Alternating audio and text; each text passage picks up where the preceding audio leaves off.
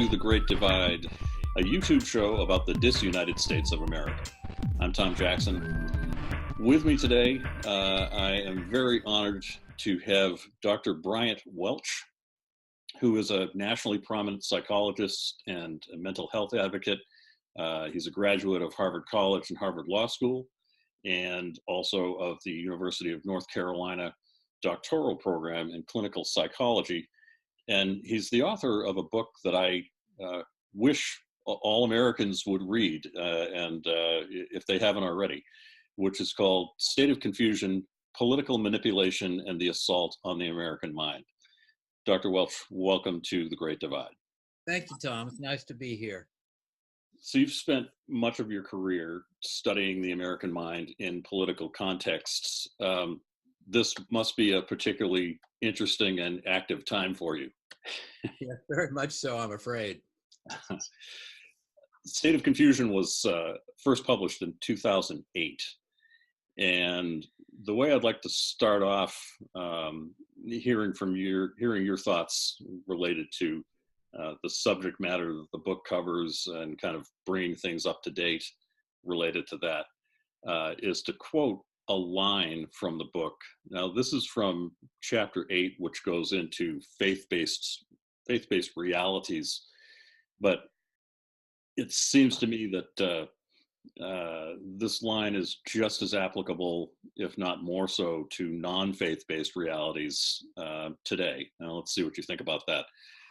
The line is, Americans are walking about in very different realities and are using very different criteria for determining what is real and what is not. I think you picked out a rather pithy sentence to, it does kind of epitomize the whole book. What I say in the book, of course, is that I think most Americans now will recognize that something's going wrong in America.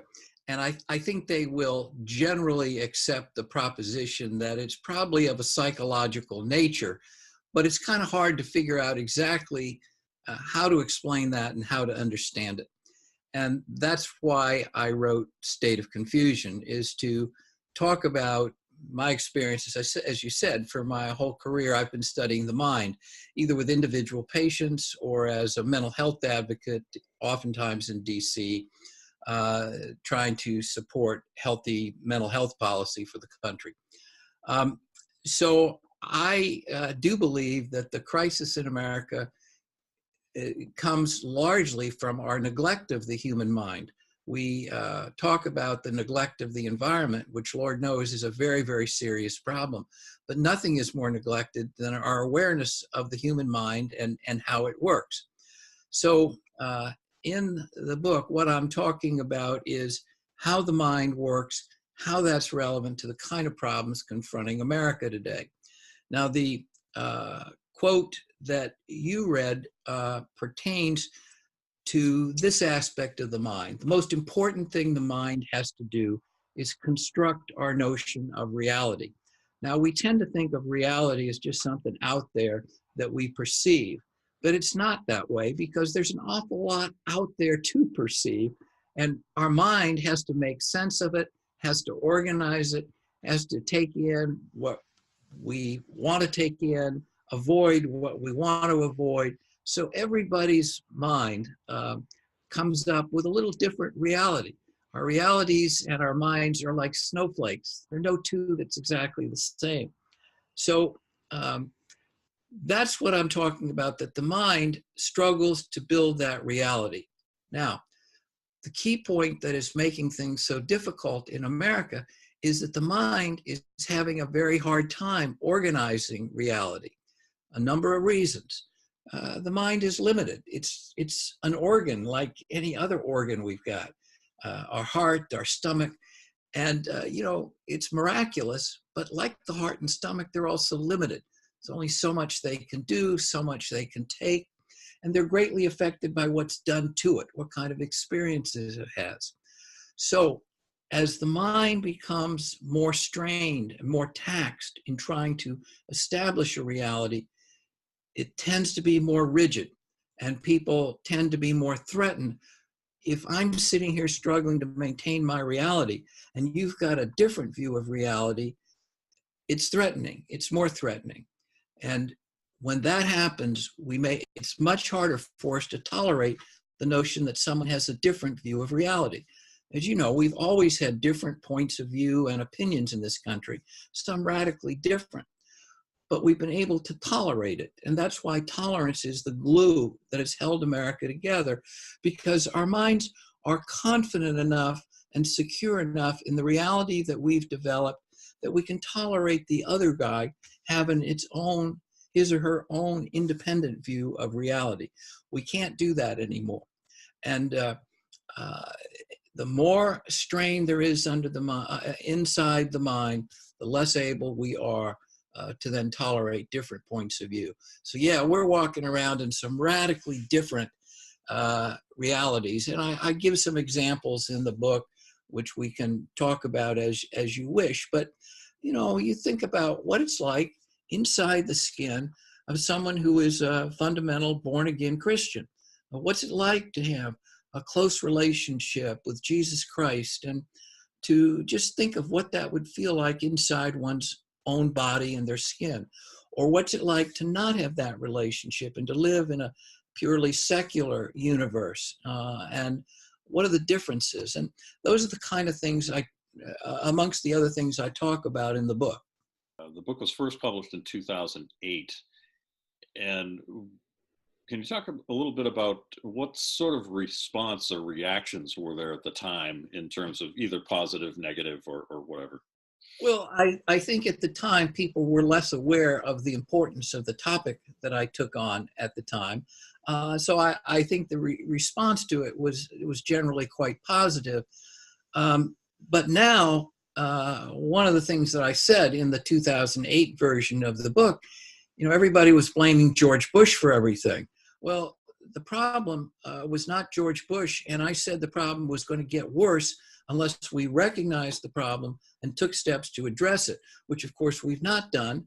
And voila, here we have Donald Trump.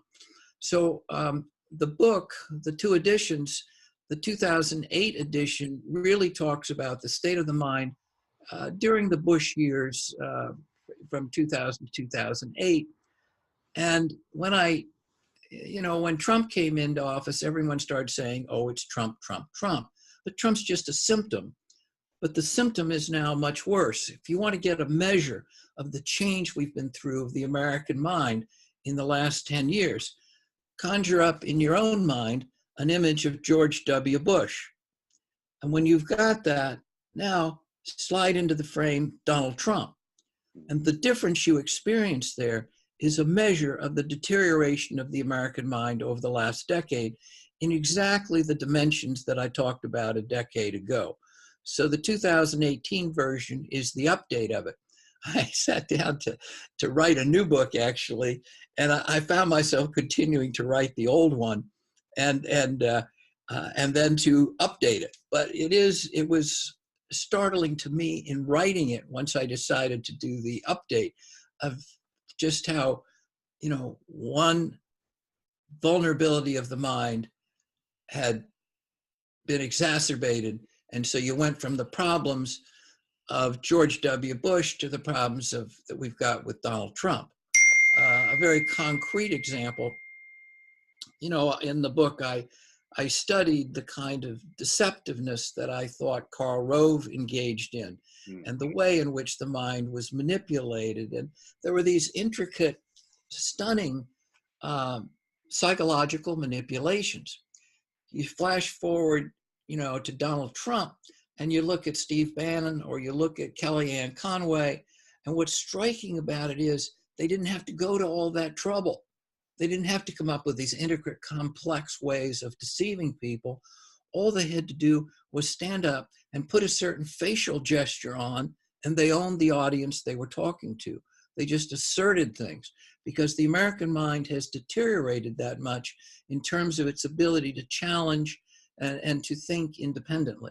So the transition over a decade, on one hand, it confirmed what I wrote about a decade ago, but it also showed how much worse things have gotten.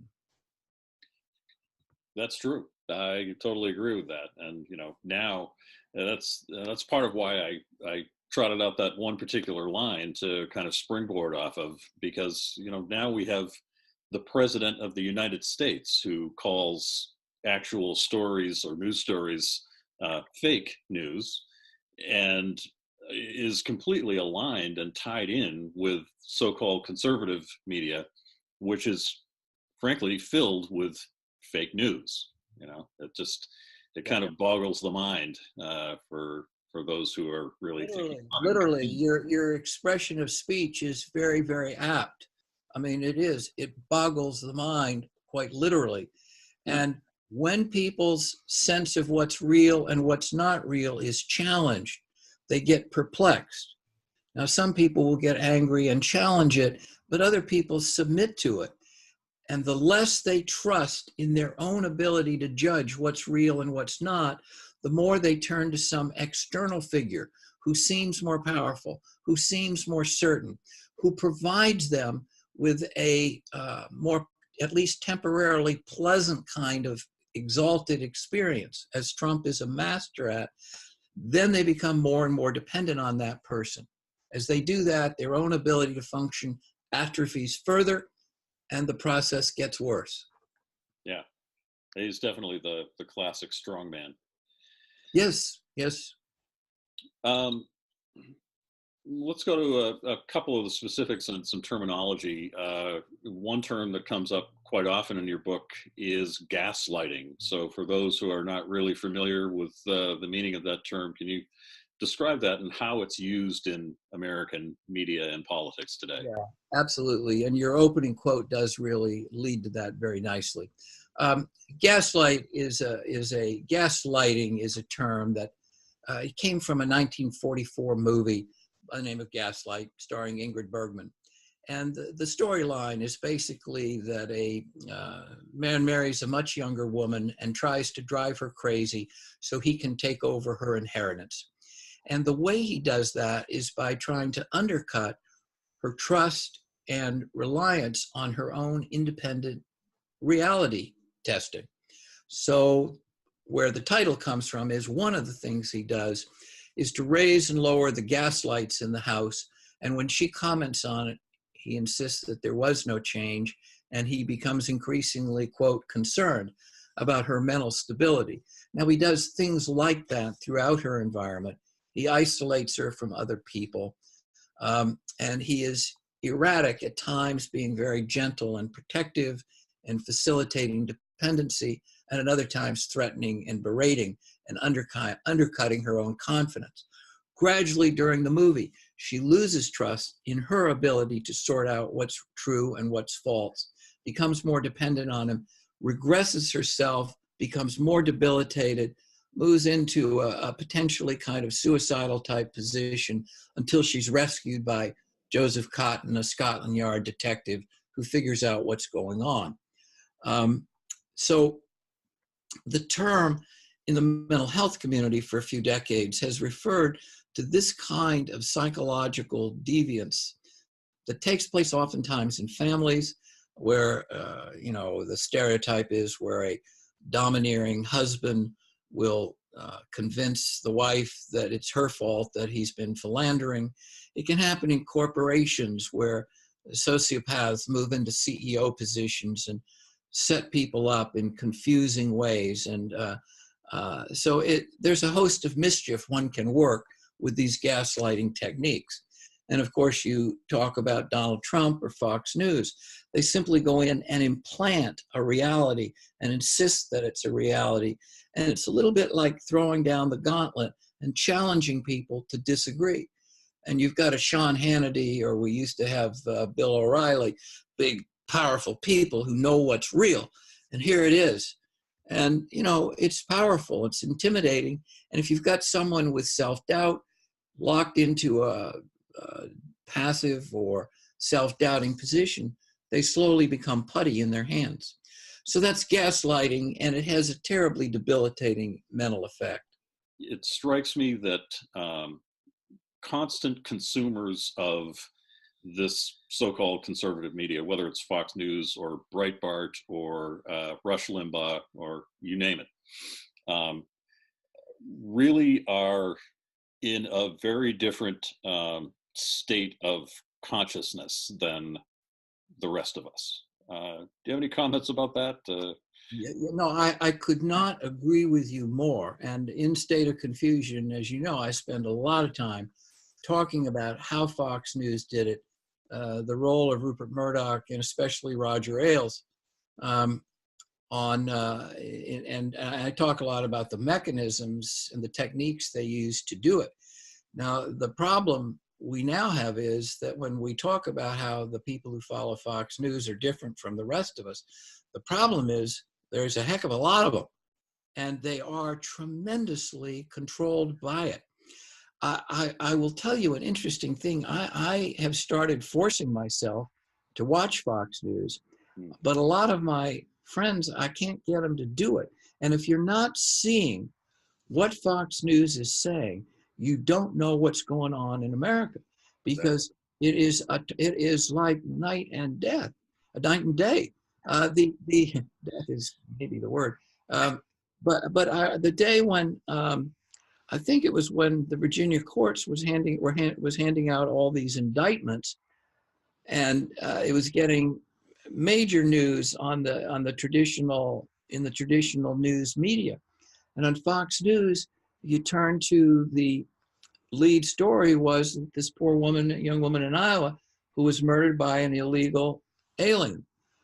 That was what was newsworthy. And, you know, I talk a lot in the book about paranoia, but you had Fox News feeding in the same thing we heard from Donald Trump in his emergency address about the immigration crisis, that there's someone out there trying to get you. So it was an astonishing case. Fox News is building the reality for a lot of people in this country. And it's a reality that is destabilizing and very bad for the American mind. Now, sadly, I do have to say the style of Fox News and Rupert Murdoch's infotainment and the general style of delivery has been copied now by other more progressive news media. And you know, the sin is not all on one side at this point. But what Fox News has done has been nothing short of remarkable. Yeah. As a documentary, there's a documentary going around now about Roger Ailes, which, you know, it's astonishing what he was like and what he did. That's true. I have not seen that documentary yet, but of course, there's also Outfoxed, which came out, you know, 15 years ago, which was also a very good expose of Fox News. Yep, stopped them cold in their tracks, huh? Well, that's right. Good point. You know, I agree with you. I used that in my book, and I relied on that heavily in my first book. I thought it was a wonderful documentary, but it is interesting that the hold that Fox News has developed has been it's terrifying. It is indeed. Another aspect of that, so as you mentioned before, you know, along comes Rupert Murdoch and Roger Ailes. But of course, one of the personalities, I use that term loosely, who helped to open the door for them was Rush Limbaugh. And Rush Limbaugh came into national attention after the fairness doctrine was scrapped by the Reagan administration, right? And is it fair to say that was not that there wasn't biased media or opinion in the news prior to that, but is it fair to say that scrapping of the fairness doctrine really opened the door for the politicization, if that's a word, of news stories and actual issues that the country? I think that's a very interesting point that I had not thought about. But yeah, no, I think that's a very interesting and insightful commentary. Yeah. I look at 2 points in terms of the time frame. in the prior to Fox News. One was just the 1960 presidential debates that people are familiar with, when Nixon and Kennedy debated on TV.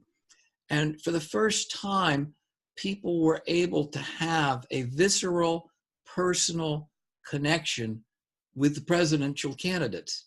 And so you could sit there and you could really feel in your own body what it was like to be next to John Kennedy versus what it was like to be next to Richard Nixon. And the difference is, of course, Kennedy was cool, he was smooth, he was handsome. Nixon was sweaty and jowly. So which of those, if you go through those experiences viscerally, which do you prefer to have? And you can understand that Kennedy would win that. The problem then is that presidential elections are now determined on the basis of visceral, subjective, inchoate feeling states like that. And we were lucky with Kennedy. Kennedy happened to be up to the task, even though he was not experienced. But then you had Ronald Reagan, who came along, who was unbelievably charming.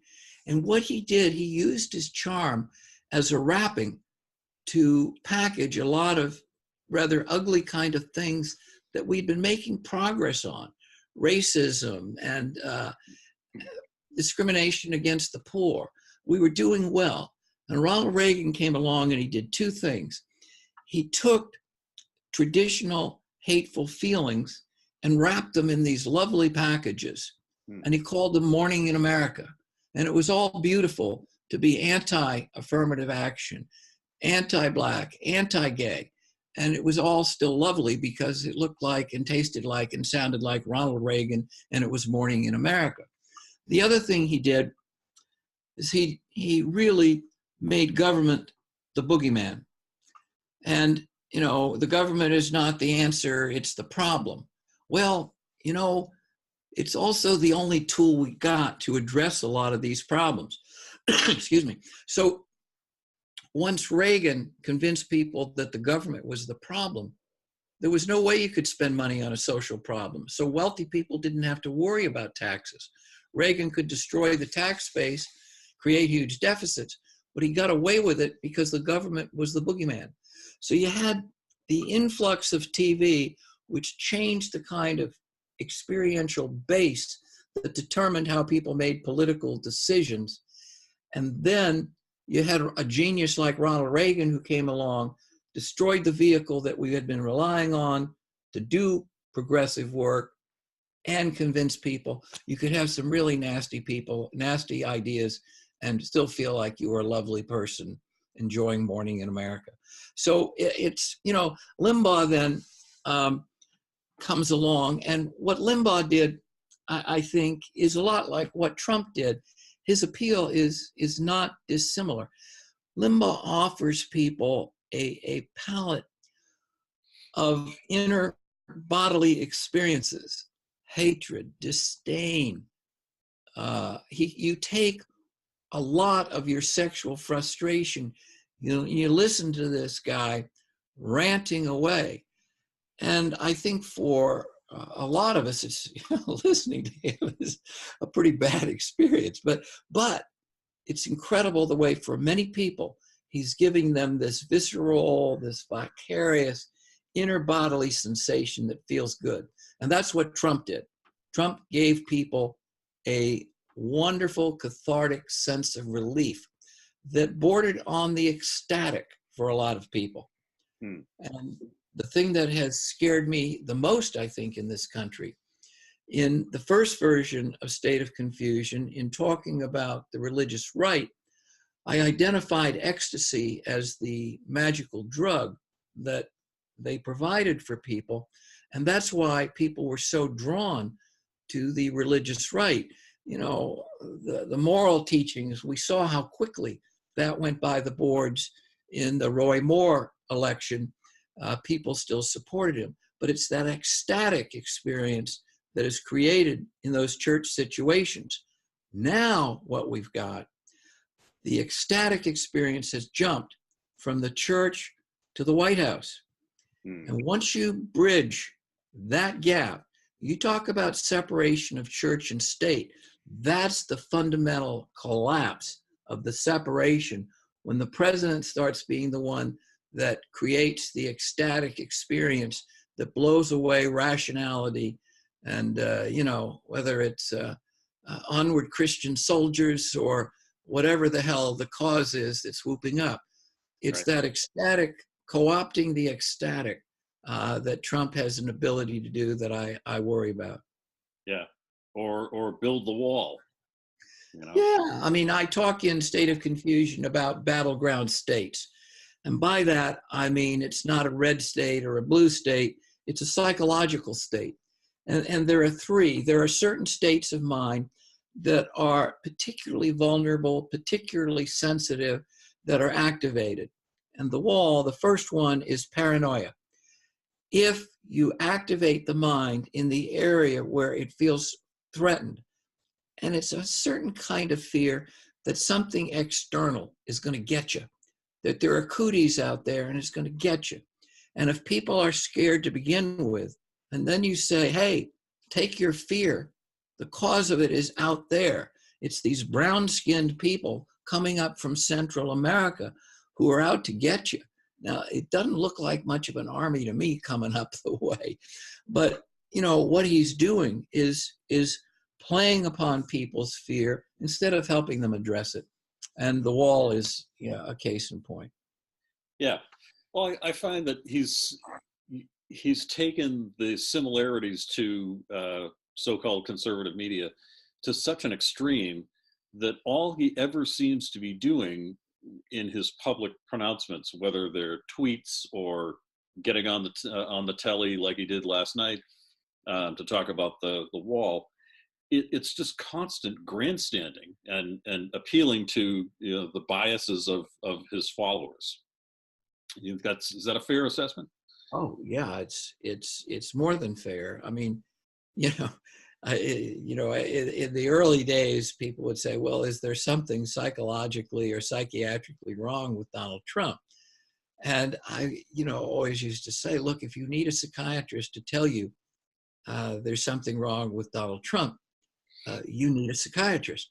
The guy is, on his face, it's self-absorption. And once you understand that is all it is constantly, and I don't mean it really all that pejoratively. The guy is constantly focused on what kind of internal supplies he can get for his ego and for his self-esteem. And if you want to, take a minute and think what it would be like to be Donald Trump, so full of that kind of insatiable appetite. I don't think it can be a very happy guy, and it's got to be an increasingly frustrated, angry guy, and that's dangerous. Indeed. Last question here, and I apologize. There's a little bit of a preamble here. Turning back to focusing more on people who are constant consumers of so-called conservative media, and looking at the exacerbated divisions within this country, which I think has a lot to do with that, what some people call brainwashing that has taken place. And for example, I mean, I've had a filmmaker on this show named Jen Senko, who has a documentary called "The Brainwashing of My Dad." And her dad, who was a Kennedy supporter, then became a hardcore conservative after a steady diet of Rush Limbaugh and Fox News. And then they did a sort of, it was almost like an intervention to kind of bring him back, started deprogramming channels and things like that, so that he might be deprogrammed, and it actually worked. But I don't really see a lot of people, when I look at posts around the holidays and what people are saying about their relatives and loved ones who may be completely convinced by this conservative media rhetoric. I don't see a lot of people talking about interventions. I see more people talking about avoidance. Uh, Do you have any suggestions for people who are concerned about their relationships, with people who do believe all this conservative media? Any suggestions for what they can do? I do. And let me address it on two levels, if I could, Tom. Um, in the new version of State of Confusion, I do spend a fair amount of time talking about ways in which we can address this problem. And as pessimistic as these times are, I can honestly say I've never been more optimistic about the potential we have for understanding and reversing these processes. There have been a lot of developments in neuroscience just in the last decade. There's a wonderful cross-fertilization taking place in our understanding of the American mind with this, actually with the diaspora from Tibet.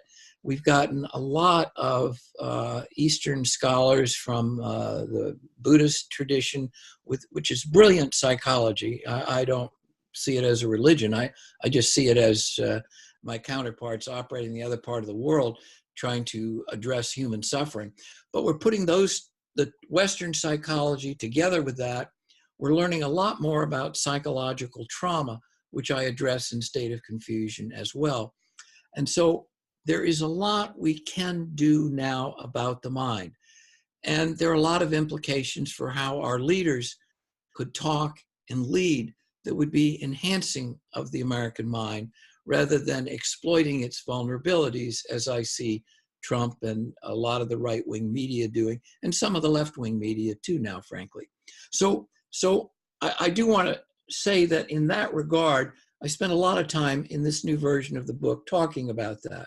Now you're asking, at least I think, a phenomena that I see as well. If people go home and reconnect with their loved ones back home for Thanksgiving dinner, and they draw knives and people are bloodying one another, and that's awful. So my advice is you're not necessarily avoiding the problem by not talking about it, because underneath it, what everyone is dealing with is fear. And the fear comes from a sense that their world is too confusing, can't be understood. The supportive connections they need are threatened. Their economic base is eroding out from under them. And really, being a loving family member is probably the single most powerful antidote to that. So I would encourage people to not let the political stuff keep them from recognizing the love that does exist in their family and act on it. And it is a radical intervention, I promise you, because when people feel more secure in their love relationships, you are then more able to reach them. So that is I think the documentary you referenced is a fascinating idea, and I'd like to watch it. But that is, on a very practical level, don't let it divide you from your family. And you're not just looking away if you let the family member know you love the person, regardless of the differences. The country was formed on that kind of tolerance, and it reflects psychological strength and stability. So it does have therapeutic value. Excellent advice. Thank you so much for that. And here's another little bit of advice for viewers and listeners. If you have not read State of Confusion yet, please do. It's an amazingly informative read about all these issues that we've been talking about. So Dr. Welch, I want to thank you so much for spending time with us today. Thank you. It's been a pleasure. I appreciate the invitation. That wraps it up for this time for The Great Divide. Thanks for watching, and please give us a thumbs up and subscribe if you have not already. And until next time,